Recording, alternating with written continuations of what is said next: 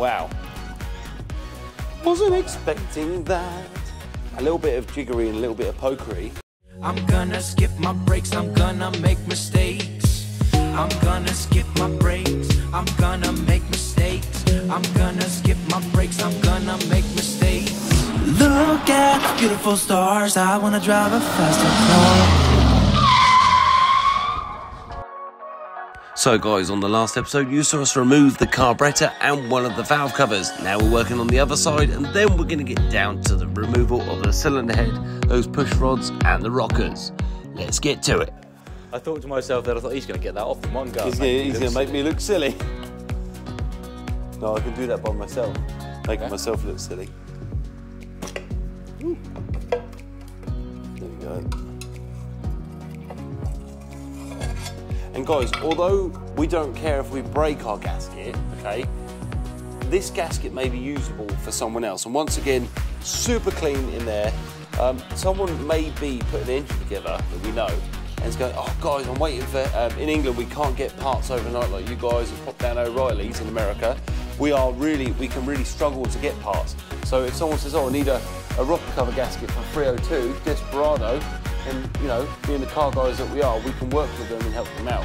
Right, that's that off. Where have you put your other one? I'll just put it down underneath the stand. Right. I'm thinking, let's get this inlet manifold off. So we need a 13mm nut. Swap you there, one for air. Yeah. And we got 1, 2, 3, 4, 5, 6. We've got a nice little identification plate there as well. 12 bolts. Are you comfortable with me whipping this off? Yeah.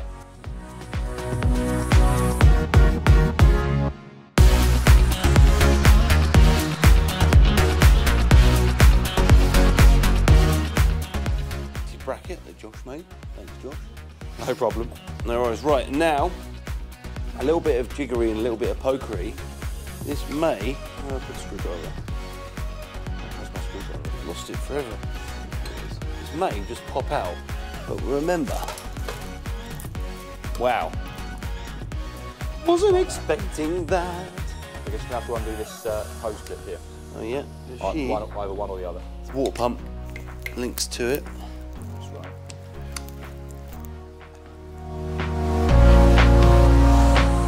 Even the water pump neck, the thermostat housing neck that he's picked, sorry, I was trying to pull it out, is polished aluminium, which is lovely. Or aluminium, as us English people say. Look at that. That blows my mind. Lovely. Okay. So now we can see the entirety of the push rods, and we can just about see the followers or lifters.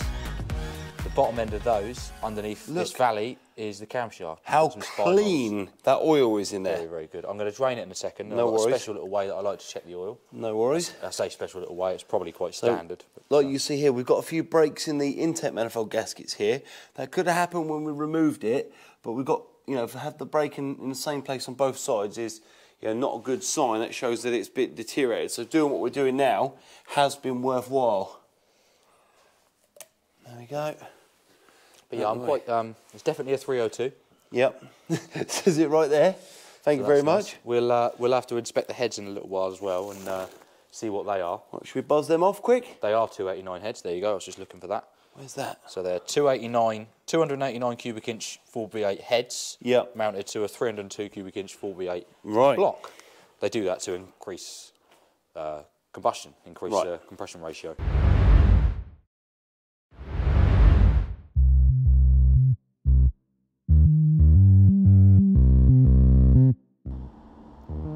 Okay guys, so what I'm doing here is just speeding up the sequence to show us removing the rockers and removing the push rods. Removing the push rods is important because when we remove those heads, they will all fall on the floor. And although we're not going to reuse them, they could be useful for someone else. Just watch Josh as he actually watches me get my hands dirty for once. Very rare, I can assure you. Guys, thanks for watching this episode, but let's crack on and let's get those cylinder heads off.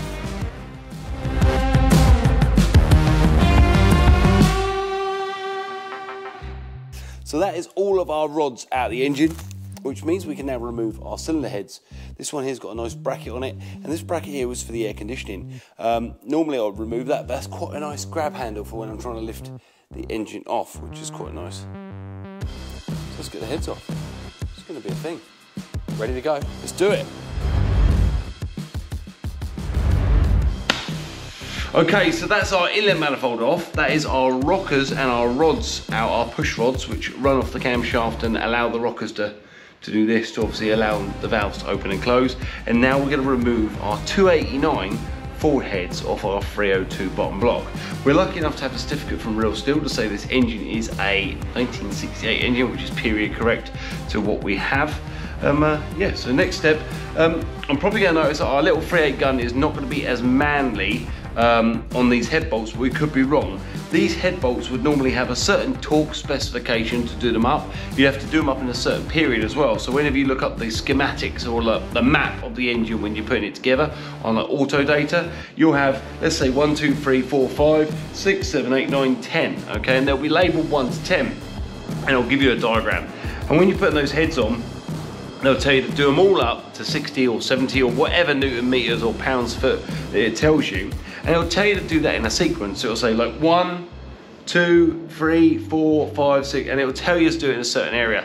Then it will tell you to do another torque, which is normally higher, and then normally like a 90 degrees or a 30-degree angle. And what we can do is, we're going to touch on this later, but you can just do a nice white line of Tipex on the top of every single head bolt, and as you're basically turning them, you'll be able to see where to stop, nice and easy. Right, we're going to try and undo these with our gun. If not, we may have to jump to the bigger badass gun anyway.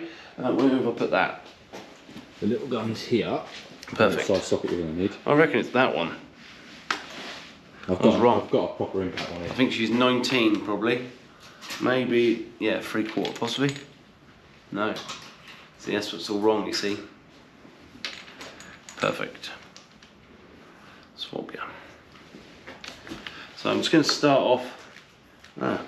Different size head bolts, guys. So we're going to need a deep socket. So we've got a smaller head bolt on that side. Wow. Okay, that is a real turn up for the books. So on this side, okay, we have got a stud here with a nut, okay, which is in English metric is a 16mm nut, okay. On this side, looks like we've got a 17mm bolt. It's got no stud actually coming through it. So that's really, really odd. Could be a different, you know, could be any reason why. It's probably a 17. Very, very odd. That's a half inch. Big no worries. So guys, I mentioned this a little bit earlier. When we're removing these, we're going to do them in a certain order. Basically, if you undo your bolts in a way that starts from one side going back, the engine will lift. The head will lift, and it can cause damage. Okay, all the valves at the moment are all shut. They're all the way up because obviously we've undone all our lifters, and that allows all our valves to sit up in top of the cylinder heads. So we shouldn't have any valves pushing down ready to get impacted by any of the actual cylinders themselves as they're coming up and down. But if I undo any of those bolts and I do not do them strategically in a way where I start left, middle, right, and I do it like, you know, sporadically, then the head can lift up as one piece. If I undo one side, it can crack and damage the head. So, you know, and we are using new cylinder heads, I completely admit that, but these still have a value. You know, Ivan has bought a brilliant engine here. We need to really save the value of this engine. Wow, a lot lighter than I was expecting. We have all new head bolts, so we don't need to line these up. What you're gonna find is different head bolts will be different lengths in different areas of the engine.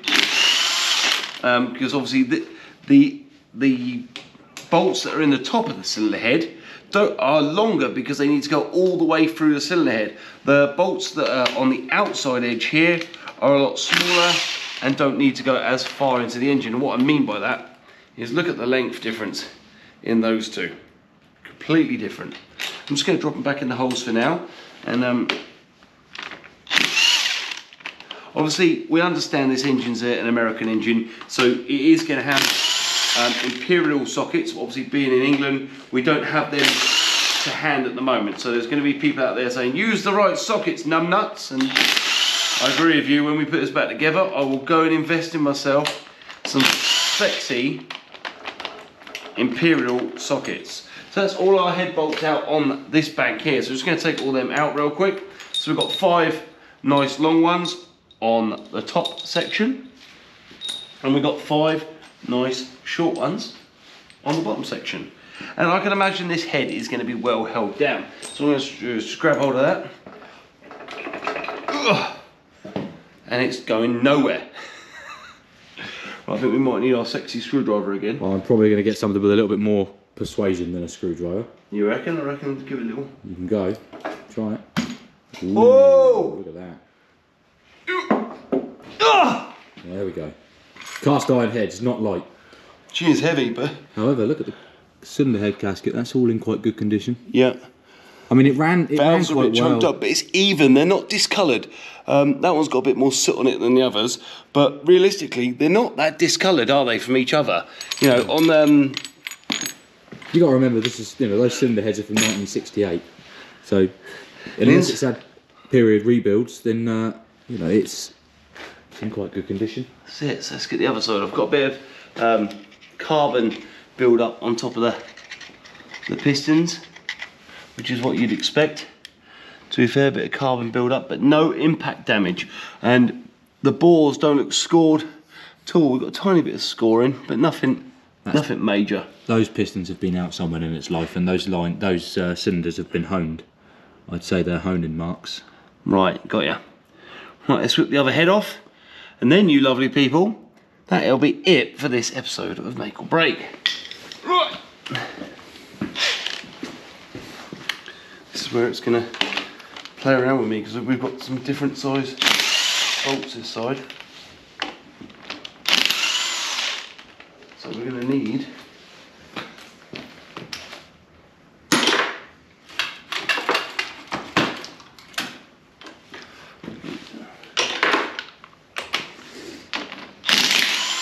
So what I just mentioned a minute ago is on the other side we had bolts throughout the whole amount. On this side we've got a nut and a washer, which is very odd, very odd.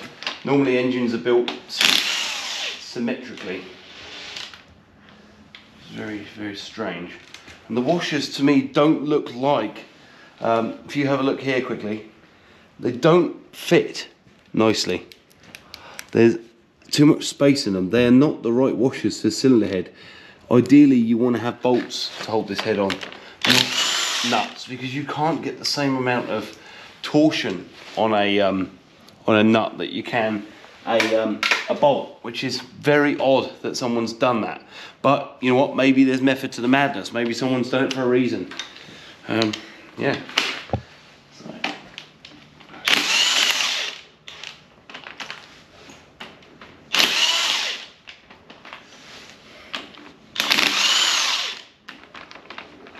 What we're going to find, guys, is when we take this head off, it's going to be a lot harder to do so. Mainly because the other engine didn't have anything holding it in place. This one is going to be having those studs holding it in place. So basically what someone's done is the studs would allow you to basically grab hold of that head and slide it onto the engine nicely, which is very nice. Completely admit that, but it's not right. Very odd. If any of you lovely people at home think of a reason for that, then please put it in the comments below. Maybe there is some method to the madness. Right, my sexy screwdriver, that has not let me down yet. There we go. And what you're going to see here is as I lift this off, move our bolts out the bottom. As I lift this off, it's going to leave those studs in place.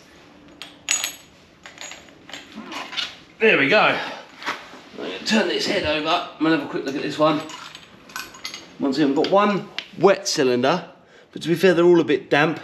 but none of them are discoloured. None of them are different colour than others. We will have these heads checked before they go onto their new owner.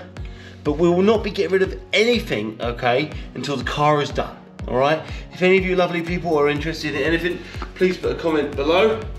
And these studs in the head are exactly what I said they are. They're a stud. So they've got a thread on one side and a thread on the other. So that allows you to have a coarse thread going into the head and a fine thread to go to our actual cylinder head nut. Head gasket, once again, this engine is looking more and more like it has been rebuilt. The gasket here, relatively new looking. Doesn't look like it's been on this engine since the 60s. What I'm going to do is just remove these studs. And guys, honestly, if honestly anyone at home thinks there's a reason for this, please put it in the comments below, because you know I've rebuilt a lot of Chevy engines, I've rebuilt Mercedes engines, I've built lots of engines, but I haven't built a Ford V8. So if there's method to this, if this is how they are, then I'm gonna have to eat my words and say, you know, but it is. Guys, thanks for watching another episode of Make or Break with me and my mate Josh. You know, the engine is apart. On the next episode, we're going to whip this engine over, we're going to whip the starter motor off, we're going to whip the water pump off, and we're going to whip the sump off.